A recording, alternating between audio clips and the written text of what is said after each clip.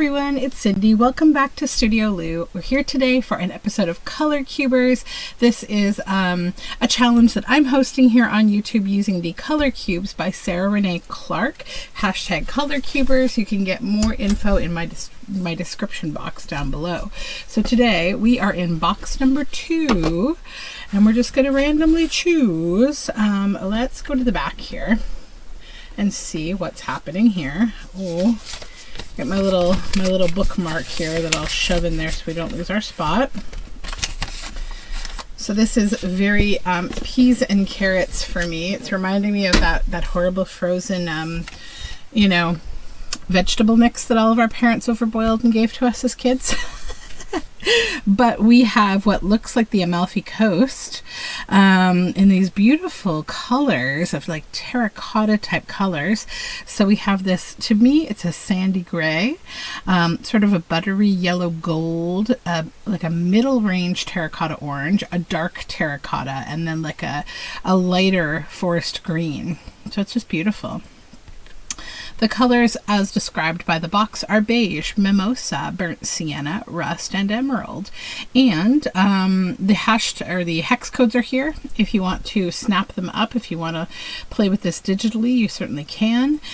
So I'm going to go into the stash now and find all the things that I need for this colorway, and then we will make a piece of ephemera. I shall return. Okay, so I am back and we have sort of a simplified collection of things today. This doesn't always have to be super complicated. So I'm going to just set the card over here and show you what I've got. So this Minte paper is great for the green. Then this is just a scrap of this map, and it's good for both the oranges and the gold. And then I have this collection from Simple Stories of chipboard stickers. It's Simple Vintage Country Harvest, and it even has a gray truck. So yeah, I think I want to use these anyways, and I've been feeling like it's nice to use things up, so that's what I would like to do today. So I think I'm going to cut this in half.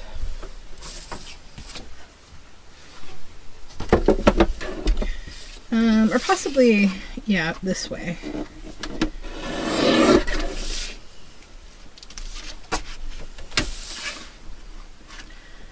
Probably there. Maybe I'll also make a little belly band or something with that other piece. And I think for interest, I'm also going to pull a bit of lace into this project just to give a little texture, because like I don't want it to just be flat. I've got some coffee dyed lace hanging around here, and while it doesn't specifically hearken to any of these colorways, it does kind of, hang around in the burnt sienna, to mimosa colors. Like, it's just nice lace, and I think we'll need a little bit of texture. So this isn't flat. So I think we'll start with these two, and this one I may make a pocket, actually, not a belly band. And I'm going to just trim a bit off, toss that in our scraps, and set this work up. Okay, so I think I'm going to start just by like doing a little collaging with this, just tearing a little bit off the side here. And just going to fold that one for there, and then we'll clip the edge here. There. And then maybe even a little on this upper pocket.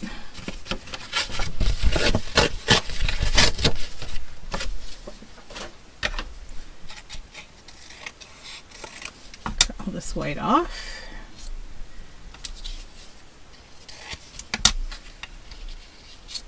Okay, so we'll just get started by gluing that all down.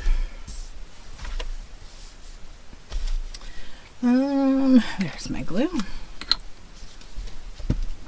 So I think I'll be releasing this video a little bit later this week than usual, probably on Wednesday rather than Monday, because I have a couple journal flip through videos that I think I like to put out on Monday so I can get the journals listed.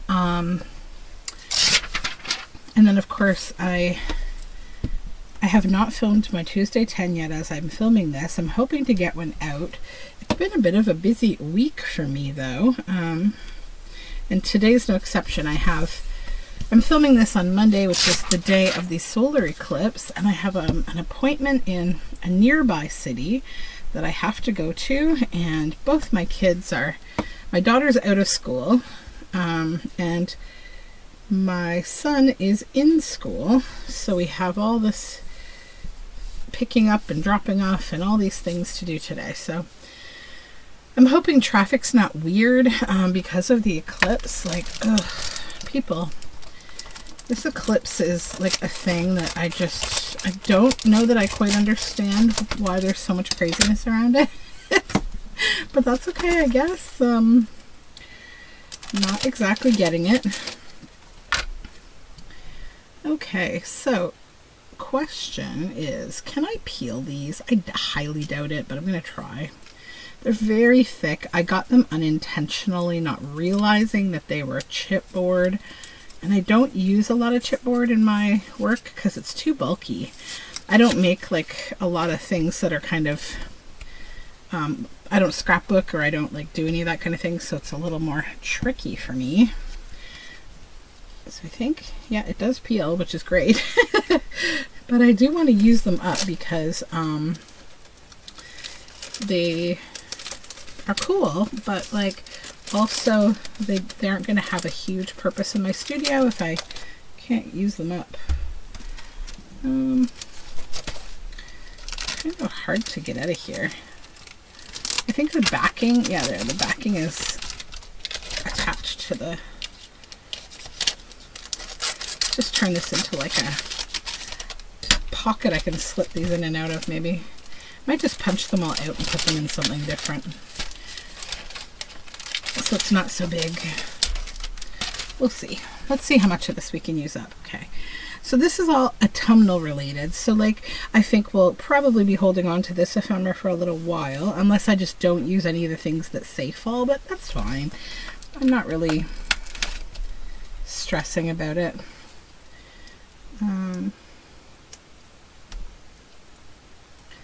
Just going to take a little extra time to peel off this cardboard. Okay. I want to use the gray truck, I think, too.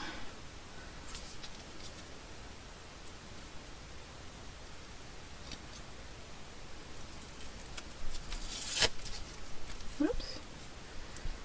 So I think for like the rest of the month of April after this week, where I show you my mostly book thrift haul, I'm probably going to take a little break from thrifting as I use things up, because I've just sort of reached that point where I feel like every now and then I get into like okay, critical mass, no more, we can't get anything else.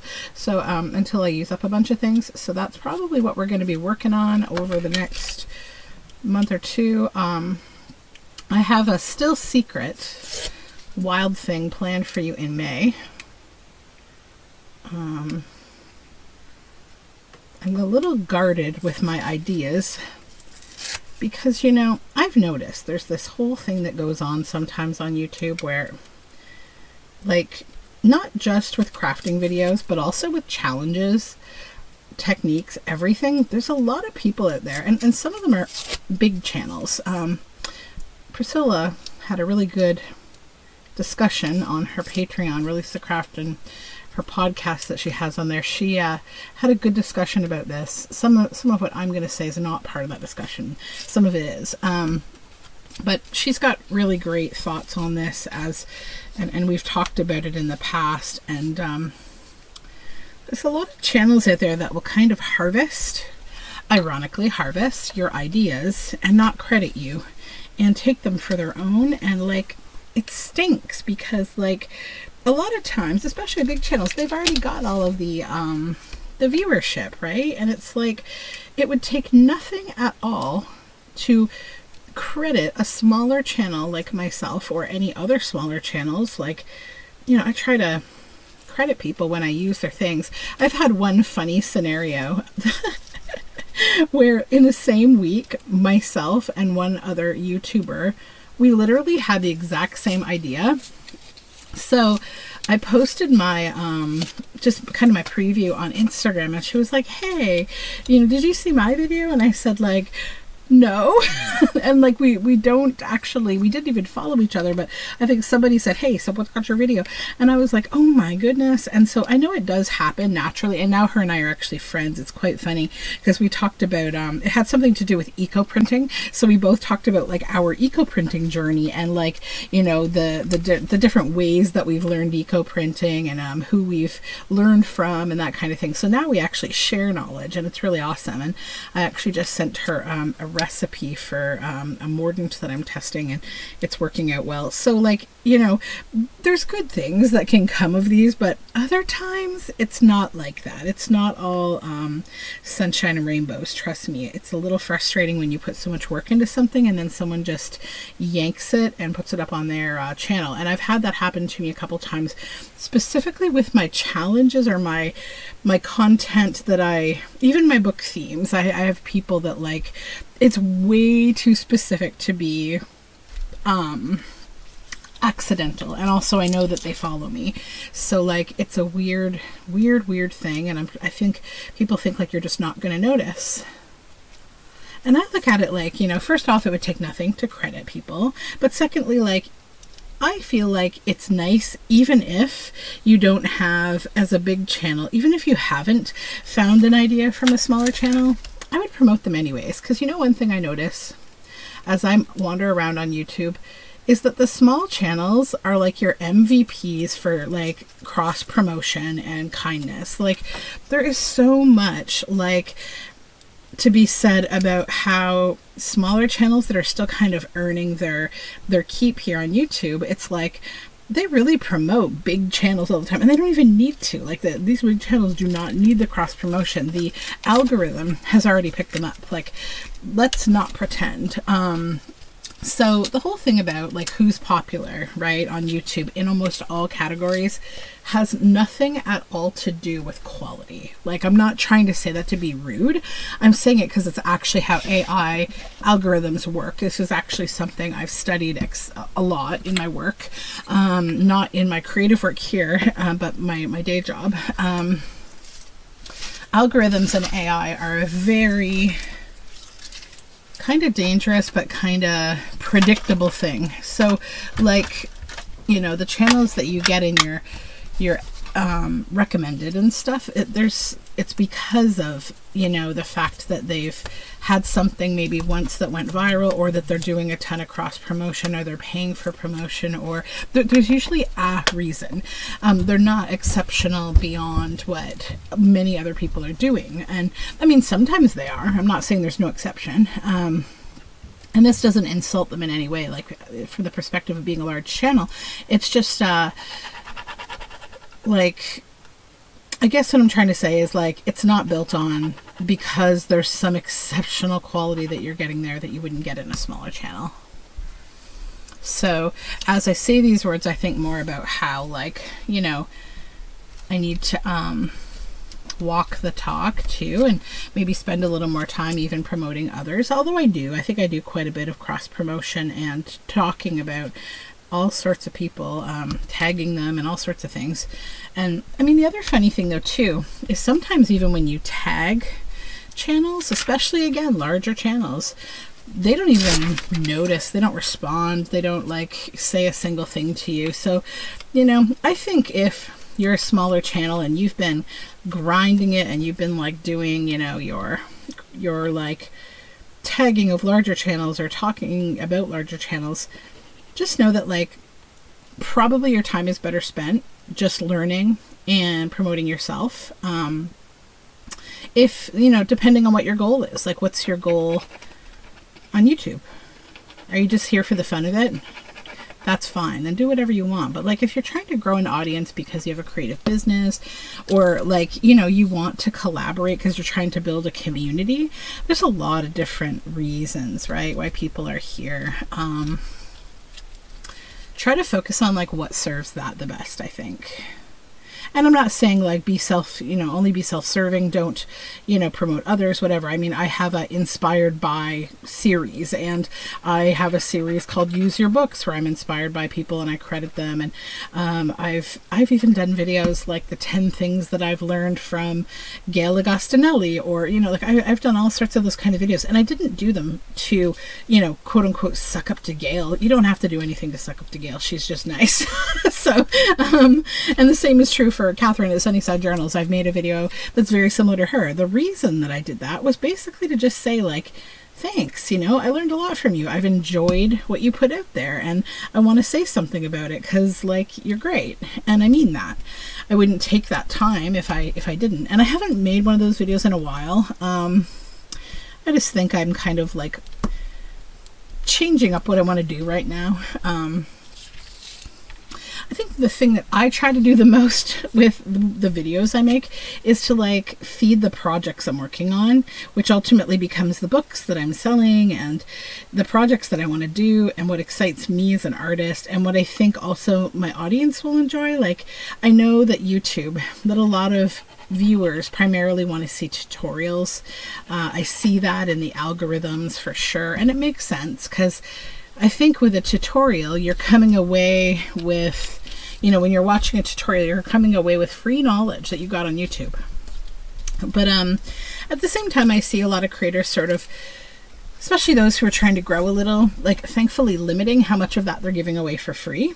And I don't say that to be mean at all. I think you should do a balance of both, like share things for free with your YouTube community, but then also have something like a Patreon or a Ko-fi or both for different reasons, like I do, in order to kind of, pay you for some of the time. And also all these tools for production and for making are not free. Like it's something that you're spending your time and money on, and everybody needs to get paid a little bit, right?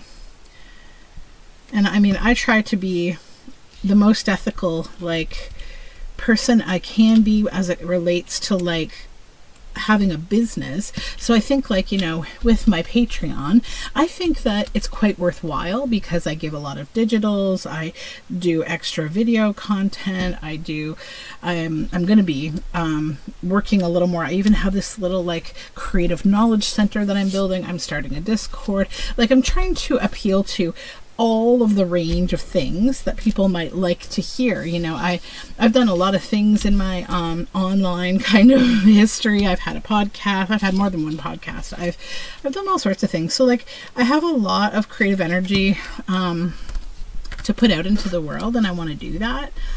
And so yeah, I think like, just focus on the things that you think are kind of going to feed your creative like fire. Just got to press these cardboardies down a little bit. They need a moment to kind of relax onto the paper, but they do stick, so we're good. Okay, so I want to cut these into tags, I think. I haven't made tags in a while now. I feel kind of like tags are something I love making. What's going on? Why haven't I made any tags? Then I want to add some lace to these, and I'm probably going to stitch that on. Oh, I feel so good. I used up some of this collection of simple stories. It's so cute. It'd be so good in a fall journal. So I need my scissors. I'll kind of try to collage a little bit of lace in here. I think if I can. Yeah, maybe. I've got to turn this glue upside down. It's at its very kind of last inch in there, so like it gets a little thicker and harder to get out as you get to the bottom of the Fabri-Tac. So maybe what we'll do is we'll get the collaged lace in place where we want lace under there, and then we'll wait for the glue bottle to do its thing. Maybe I'll do some up at the top as like the top of the tag. And on here, I think I'll run down the side.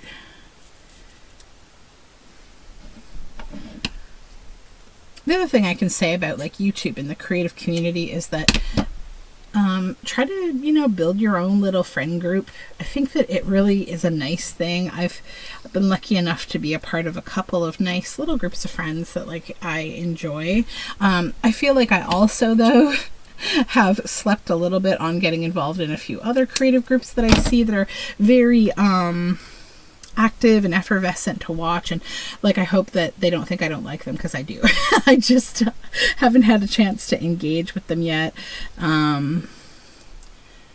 It's a funny thing on YouTube, because I think a lot of times like we all know about each other, and like there's that funny like energy, right, of like I haven't collaborated with you or something, and I always kind of look at it like I just haven't had a chance yet, and I would love to see what you're doing. So okay, so let's see if the Fabri-Tac has made it to Middle Earth here. Yeah, okay, I think it's close. So now we'll just glue these on a little. Just going to drop a little glue on all of them and then come back and sort of position them the way that I want.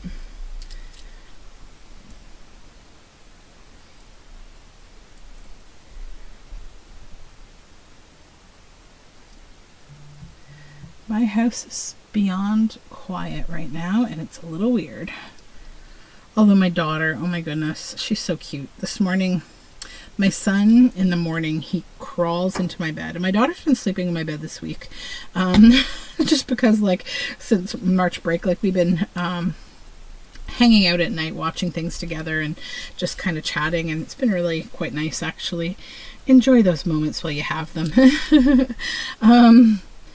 And my son was sleeping on my arm, so I couldn't move because he was fast asleep, and he was feeling a little under the weather. He seems better today, but he just kind of felt a little yucky yesterday. He had a stuffy nose, which today seems to be gone, thankfully. So she's like, Mom, I want to go downstairs. And I said, okay, well, you can go downstairs, that's fine. But she always wants me to go with her. And I said, well, let me just let your brother just rest here with me for a little. If you want to go downstairs, you can, you know, get yourself a drink and, like, you know, you can watch some cartoons or something. And so she's like, okay. So I come downstairs when my son woke up. It was probably like 15 minutes later, and I hear the rattling of the dog cage, and I like the dog's crates, and I'm like, no, don't let them out. Like, Daddy will be home in 5 minutes. It's going to take them outside, and then, you know, like our normal morning routine. And she said, but Mom, I've got their food and water ready. So we have a large beagle and a chihuahua, a tiny chihuahua. And so she had filled both of their food bowls. Like, if this is the bowl, okay, like it was a mountain above. Like, there was just surface tension and like so much dog food.